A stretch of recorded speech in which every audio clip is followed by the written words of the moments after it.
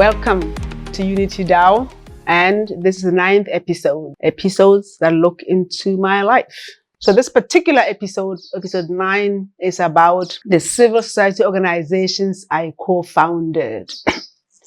I'm going to deal with only 4. I'm sure I've been part of many others that I'm not talking about today, but let me talk about 4 civil society organizations or NGOs that I co-founded. Let's start with ACT. AIDS Action Trust. AIDS Action Trust was the first HIV-specific organization in this country. At that time, AIDS was just inching into our lives, clearly coming, to uproot, our lives as we knew it.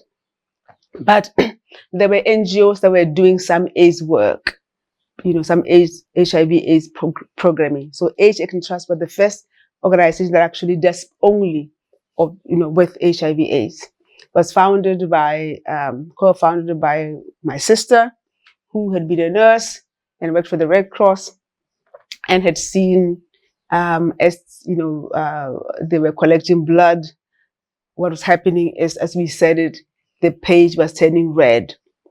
That is, every time they would test people, they would test for HIV. It seemed like every day, there were more red pluses than, uninfected blood. So that was one of the reasons we started it. It actually started in my law office. That's what it's based when it started. I started with AIDS Action Trust, or ACT, because we're also doing work as we're learning about the work we're doing. So nobody came to that space as experts. And I remember of the first manual that we put together for how to deal with HIV/AIDS in the workplace. The second organization that I will talk about is Women Against Rape. Co-founded by women in Maun.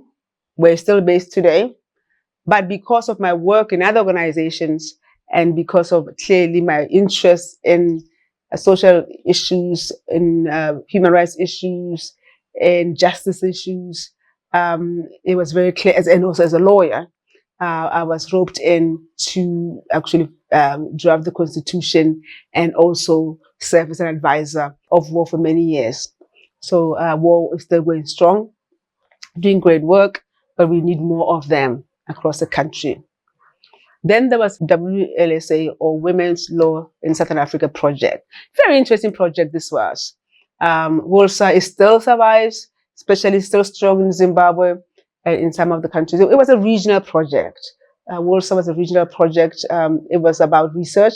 We had offices in Zambia, Zimbabwe, Botswana, Lesotho, Swaziland, and Mozambique were the original participants in this particular project. Very, very strong in Zimbabwe, where it was headquartered, but also very strong in the region. I have to say that that's really where I learned research.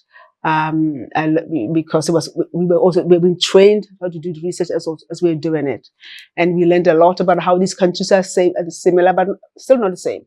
And one big difference we found as we're doing work around WLSA, especially when we did many projects, but one of them was the child maintenance project. We're looking at the incidence of child maintenance, the extent to which men were supporting their children in the region, country by country. So the country report for Botswana, Zimbabwe, all these countries. What we found very interesting was Botswana was unique. That was very, very unique, because the strongest was Zimbabwe in terms of men's participation in the raising of their children, regardless of whether or not they were married. So we found that in Zimbabwe at the time, I don't know if it's changed now, remember I'm talking about research about 10 years ago, is that there was a stronger bond, a stronger relationship between children and their fathers, regardless of whether or not those children were born in marriage or not. And in fact, we found that often women were more reluctant to engage, to involve the fathers of our children, because they thought they were going to lose their children. But on the other hand, women seem to understand, at least then, that really once a man said, "This is my child," that child belongs to his family, and therefore, and he will take care of him. I mean, he would take care of it. And I think we still see it in Botswana right now, that generally, I don't generalize, but generally you see that Zimbabwean men, you find on weekends, they'll be, holding their little girl's hand, going to shops with them, but you don't see that a lot, unless they're in a married couple situation in Botswana. I'm talking about the research that we did then, maybe things have changed. But the Botswana was totally different to Zimbabwe, and different from Lesotho and Swaziland, but particularly Zimbabwe. Zimbabwe was like, an outlier here, we're an outlier on the other side. In Botswana, we found that generally, once a man stops the relationship with a woman, they stop maintaining their children. From that study, we found that men could happily go and support somebody else's child while their child is starving someplace else. When we asked the question, because remember this was research, we asked the question repeatedly, why aren't you supporting your children?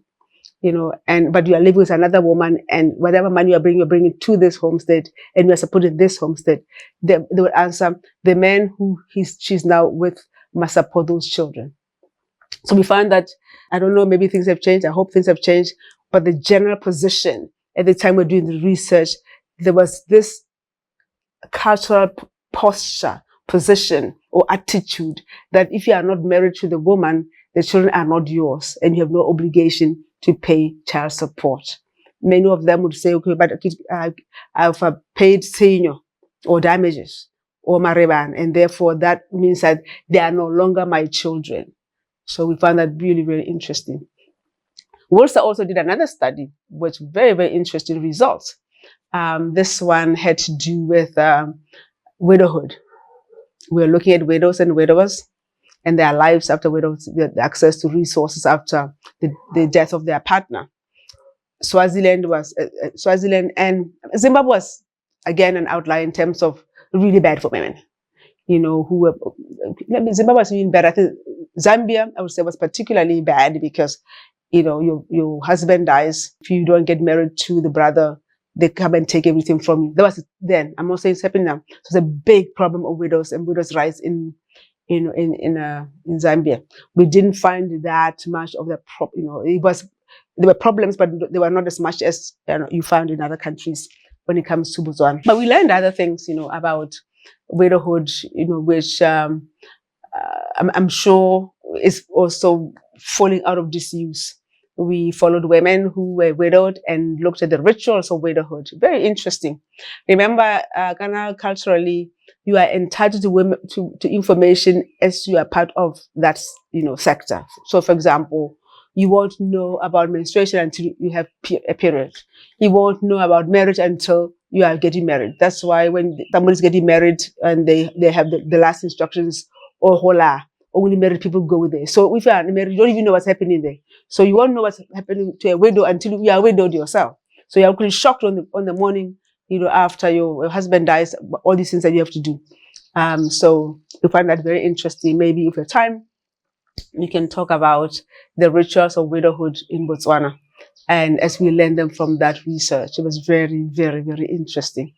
And, we got into information that you would ordinarily not get, unless you were actually in that position yourself. So that is also did great work, published some great works, because at the time we were doing this work, the research in this region on these issues was done by generally people from outside, people coming to do maybe a PhD, or maybe that researcher like Bush Shapira, people who came. So it wasn't from our own, researchers from this region. So we thought WOSA work was very, very good because of that. One organization, the last one I was talk about is Metlaisile Women's Information Center, because I think many people know me as the founder or co-founder of Metlaisile Women's Information Center. That center was started in 1991.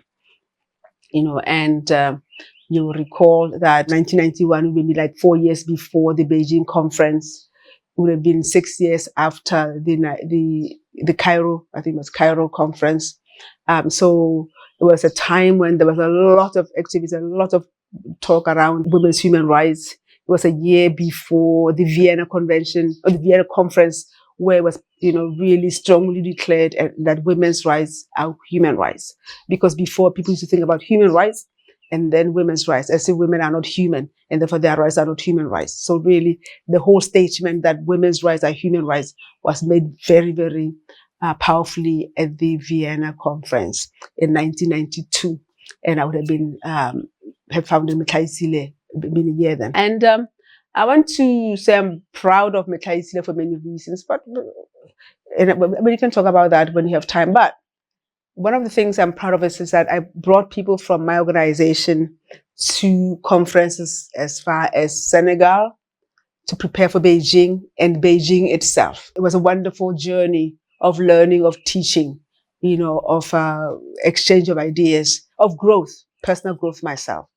So I want to thank the people of Metaisile, the women of Metaisile who I worked with for that. What is the lesson from this particular episode? I think the one thing I want to leave the listeners with, especially young people, because I meet a lot of young people at UB, especially I interact a lot with law students, but not just law students, that so many of them are involved in organizations, groupings and, gatherings. So please continue to do it, because all voices are valuable. Whether the organization is a religious organization, whether the organization is about sport, whether the organization is about rights, it doesn't matter what it is, whether it's a debate organization, it's important that people come together, exchange ideas, because that strengthens you as a participant. Also, you share your views with other people, and that's how democracy works. Especially in University of Wetsho, I'm really impressed at the level of activism, I want to say, or level of engagement beyond the self, engagement, beyond just your study. So please, my message to you, young people, is important to form clubs and groups and entities, even social clubs of football for adults and for young people. It's important to break out of your own families, to talk to other people. You get a sense of what's happening in the country, you share ideas, and that is really how we begin to grow a new culture. I thank you, and I'll see you next time at the next episode.